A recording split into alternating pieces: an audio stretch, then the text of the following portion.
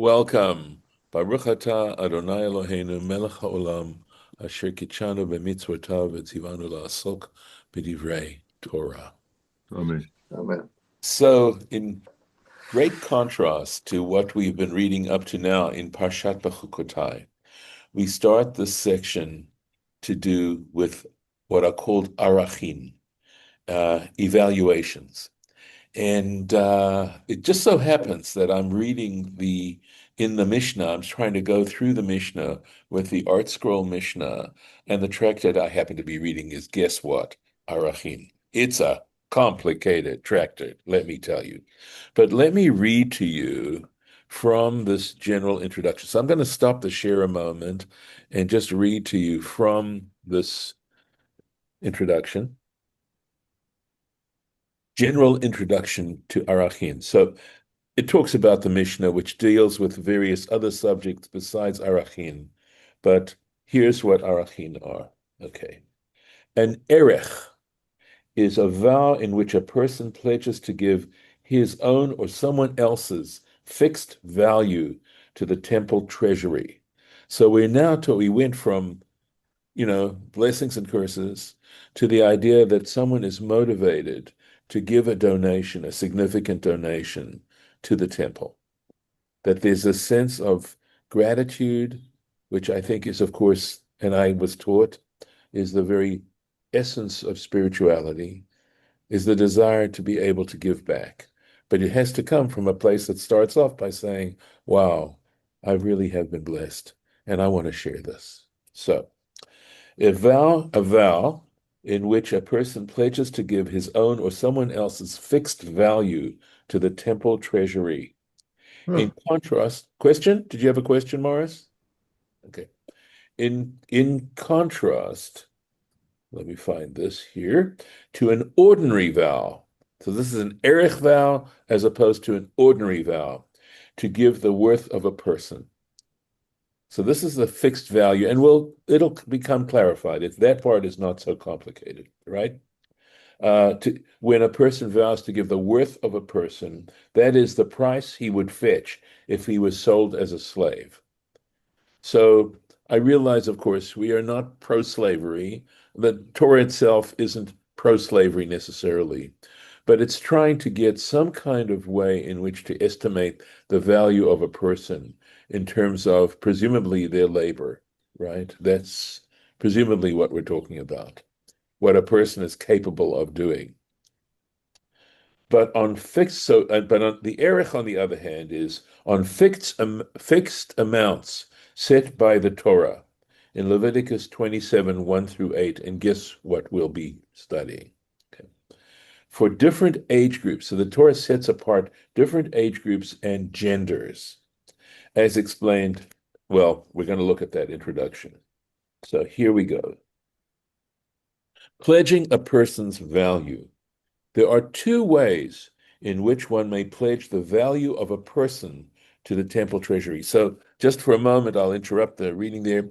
So think about that when you're pledging the value of a person, that it's a way of connecting someone to the temple in terms of saying that one is gifting oneself, right? Because the greatest gift you can give anyone is yourself.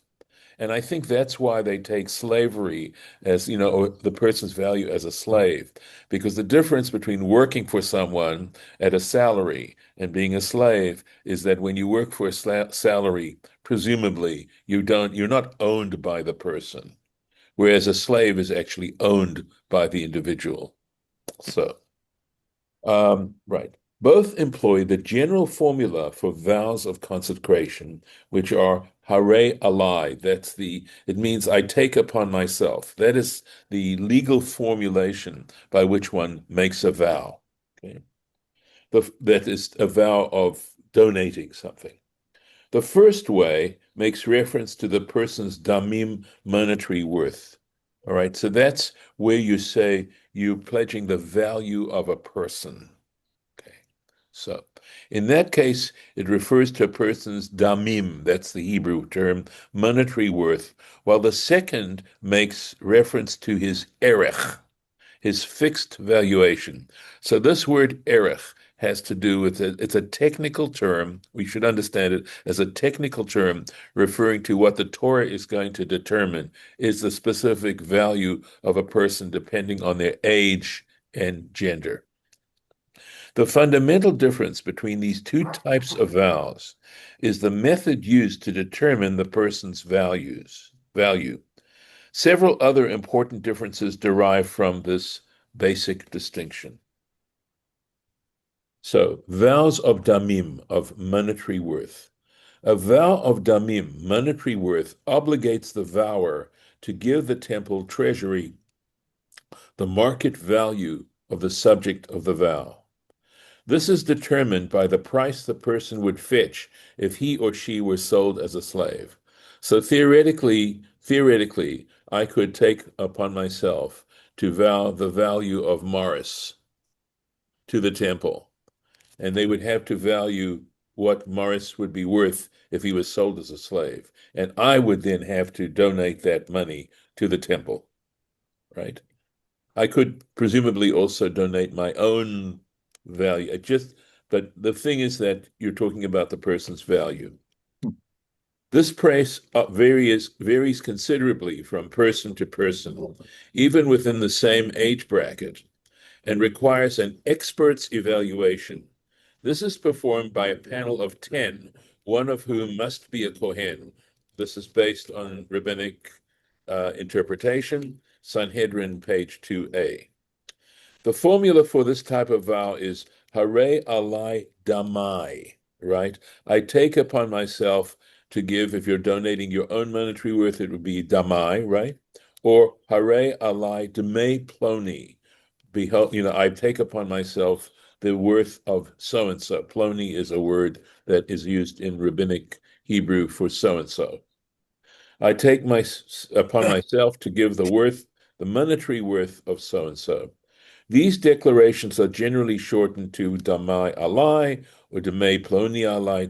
This is simply a technical issue. Literally, my monetary worth is upon me, or so-and-so's monetary worth is upon me. So that is damim, vows of damim. Vows of erech. Now we go to the second kind. The second way in which a person's value may be pledged to the temple treasury is to make reference not to that person's actual worth, but to his erech, his fixed evaluation. The erech of a person is the amount fixed by the Torah in the passages we're about to read for each of 8 different groupings, classified by age and gender. All individuals included in the same broad grouping have the identical erech valuation, regardless of their actual market value. The formula for this type of vow is Hare alai erki. That's I take upon myself to give my erech, generally shortened to erki alai. My erech is upon me, or Hare alai erech ploni.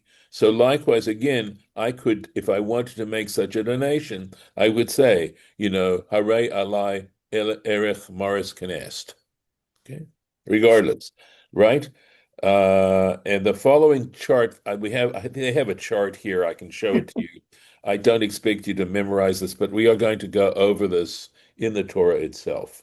So basically, the Torah divides. So we have the distinction between male and female, and the male from 1 month to 5 years. That's one age grouping. And then there's 5 to 20 years. This applies to both male and female, 1 month to 5 years, 5 to 20 years, 20 to 60 years, and over 60 years. That's the way they divide up the various worths. So just to give you I'm not going to quiz you on this, but basically, so for a male from 1 month to 5 years, it's 5 shkalim. From 5 to 20 years, it's 20 shkalim. From 20 to 60 years, it's 50 shkalim, because that's basically the height of a person's strength and intelligence. And over 60 years, whoa, 15 shkalim. For women, 1 month to 5 years, 3 shkalim. 5 to 20 years, 10 shkalim. 20 to 60 years, 30 shkalim. And over 60 years, 10 shkalim. So again, even though the worth goes down there, it doesn't go down quite as much as it does for a man. And if we get to it, if not today, possibly tomorrow, we'll read about a general proverb. Whether either of these types of vows, with either of these types of vows, one may pledge either his own or someone else's worth. When the vow is made pledging someone else's worth, the obligation to pay falls on the person declaring the vow. Right? So if I vow to pay if I vow Morris Kness worth, he doesn't have to pay it. I have to pay it. Okay. I'm sure that's a great relief, Morris. Okay. The subject of the vow is not a participant and need not even be aware that his worth or erech has been pledged. He is merely the subject of the vow. That is, it is his worth or erech that determines the price to be paid by the person declaring vow. Before I go on, any questions about what's going on here? David, is Um, that you? Yep. Yeah, Yes. that was me. So yeah, so okay, why the obvious reason to me you would pledge another person is in order to reduce the amount you have to pay, but that sounds like a very cynical, approach to the whole problem. So what's the real reason? Not at all. If I was pledging Morris Kness value as damim, I couldn't afford it. Okay, right, but so So but no, it has nothing to do with trying to at all. It might be it's a great question as to why you might want to choose someone else. I think in a way it might be a way to honor them. That would be yeah, my thought. I that mean, would to this day we'll offer, donate something in honor of so and so. yes, absolutely. So yeah, that makes more sense if it's done from an honor perspective or memory perspective, or Exactly. in memory Right. of, as opposed to okay, that makes sense. Thank you. All right. Yeah, I mean, I never read it somewhere, but I would have to think it because, essentially it talks about pledging your own value. So, all right. So with uh, this, let's get well, it. let Yeah, me ask another. sure, mate. Go for Does it. this value also pertain to the monetary worth of an individual if they are damaged, if they are, in other words, their life is taken? Correct. Because obviously there's some aspect of that as far as Yes, settlement goes. Uh, absolutely. so I don't know So, if this is the same system or a different one. so when it comes to erech, right, the fixed evaluation, irrelevant. Okay. And I don't even know, whether I would guess that the person has to be living, but that isn't obvious. Right. But I Okay. think I think that would have to be the case. And yes, in the damim evaluation, when you're talking about that person's value, obviously if they're physically, damaged in some kind of way, their value as a slave would be also reduced. So Okay. that would depend on their physical condition and their mental condition for that matter. Okay. Okay. So that's the one where they said they required 10 people to make an evaluation of that person, one of them having to be a Kohen. But when it comes to the Erech evaluation, no, that So, is all right. So predetermined. now, how about in legal cases where I have negligently caused a death, um, or I have diminished the value of someone? Is a Yes. similar formula used, or is it a different Well, when you say process? you'll have to define the situation a little bit All better. right. So let's say that I run over a kid with my bicycle, Yes. okay, and he dies. So it's, the question is, what's that kid worth in terms of having to make restitution to the Okay. parents? So that's that comes under a whole different set of I laws. know it's a different set, but the Yeah. question is, are the values different? Okay. Yeah, but I don't think in that case, if we're talking about a capital offense, then Yeah. the issue has to be whether it's manslaughter or murder. Well, no, it should be manslaughter. Yeah. So in the case of manslaughter, you're going to have to escape to a city of refuge. Okay, so that I can't buy off the accusers, Not in that sense. There may the be family. other damages that you have to pay, although I'm pretty sure now, as I'm thinking this through, generally, if you face a death sentence, okay, you do not have to pay the Right. person. No, You do but not. for manslaughter, that's not usually a death Well, sentence. I Yeah. no, but having to go to the city of refuge, in other Hmm. words, going into exile, could be considered the equivalent of a death penalty. Again, Okay. I would need to research this to answer with certainty. All right. Yep. But at least just off the top of my head, my guess is that having to go to the city of refuge would be considered.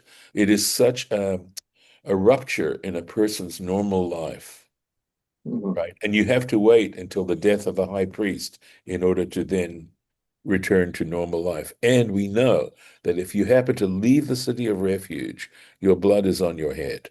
That is, if Right. the person injured, the people whose family member you killed chose to kill you, they would not be guilty of murder. All right. So there's no judicial way of me paying off the family and saying that their thirst for revenge is now gone. Waged? No, Yes. no, you Assuaged. can't. Okay, no, you cannot do that in that situation. However, since you bring this up, there is a situation where in the case of the goring ox, where you have been warned that this Yes. ox is a threat to life, and somehow through negligence, this ox killed a person. Hmm. In that particular case, the ox is killed, and even though the Torah says, and the owner as well, it is understood to mean monetary compensation. Okay. But And I and what that compensation is not according to this formula. no, no, no, no, Right. no, I don't believe so. Okay. That's a really good question. So there's some beautiful development of how you calculate monetary compensation for injury.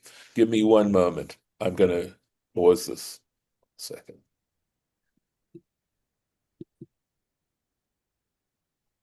Yeah, so I was about to discuss, the various ways in which compensation is figured out, right?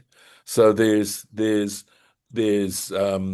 loss of value of the person because of the injury. There's also pain and suffering. You have to pay for that. You also have to pay for medical expenses, and you also have to pay for loss of labor, meaning they couldn't get paid to work and do something while they were healing. Okay. And also, by the way, there's also humiliation. That when you injure a person and it causes them humiliation, you have to pay for that as well. So it's pretty cool when you think about it, how ancient these laws are and in some ways really thoughtful. Okay. So, All right. Thank you for of course, allowing the digression. no problem. Okay, I know we're running close to time, but let's go in and just start. We'll just start the subject. Here goes. So here we are, chapter 27. If you can, I have to wait a second. Okay, I think you can see it now. So, chapter 27. Vaydaber Hashem el Moshe lemor. So the Lord spoke to Moses, saying, Daber el bnei Israel, speak to the children of Israel, va'amarta alehem, and say to them, Ish ki yafli. You'll see, nader is going to be the next word. See nader. A person who explicitly utters a vow, be'erkecha nefashot lashem. So there's this word erkecha, regarding the value of a person, erkecha nefashot. But it's the erech value, I guess is the way we would need to translate it, regarding the erech value of a person to God. So let's take a look at Rashi, and that may have to do for us for today. Give me a second here. Here we go. Okay, ki yafli, right? Ki yafli. It means, so this word yafli explicitly declares that it means yafrish befiv. In other words, it's not that you're thinking it. You're not thinking it is not what's going to do it for you. But when you actually utter the vow, right? If you state it out loud, that's the point, right? You've gone that far. And now he takes the next thing. And this word erkacha, Rashi is puzzled by it, as you'll see, right? Because, so here we go. All right. Liten erech nafsho. This means to give the erech of his soul, of his self, lomar, to say. So what does he say? Erech davar shenafsho tluyabo alai, right? The value of something in which my soul is dependent is upon me. So in other words, my body perhaps, but regardless, let's see if there's one more Rashi on this. If not, okay. So the point is this. He talks about the fact that they use this word erkacha, right? Erkacha. And erkacha, which generally, according to the laws of Hebrew grammar, with the cha at the end, this suffix here would mean your erech. But there's no need to say it from a grammatical point of view, right? Here, and there's this erkacha. So Rashi is going to talk about this, and we'll wait until tomorrow to deal with it. But the point that I want to make is it says, neder be'erech nafshot. It doesn't need this erkacha. And the way the Torah uses that here is a little bit peculiar. And Rashi, as you will see, will be puzzled by this. So I'm going to stop this here and take any comments at this point if you want to make them or questions. Otherwise, we will conclude with this. Any thoughts on the record? Okay, very good.